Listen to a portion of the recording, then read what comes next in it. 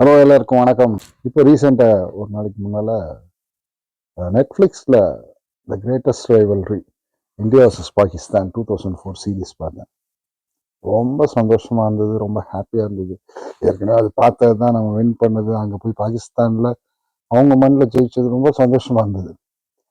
அதையெல்லாம் விட அந்த சீரியஸில் எனக்கு ரொம்ப பிடிச்ச விஷயம் அதர் பாயிண்ட் ஆஃப் வியூ.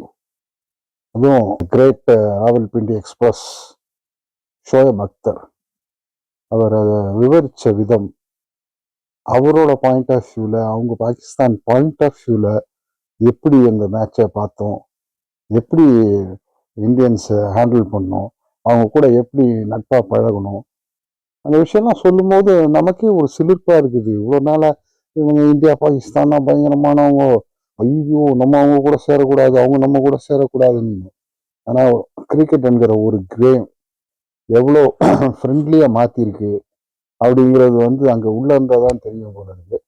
ரொம்ப அழகாக இருந்தது அந்த சீரீஸ். தயவு செய்து நீங்களும் பாருங்க.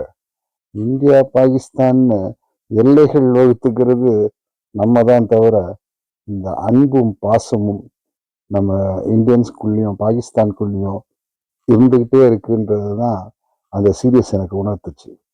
டைம் கிடைச்சா நீங்கள பாருங்க. தேங்க்யூ.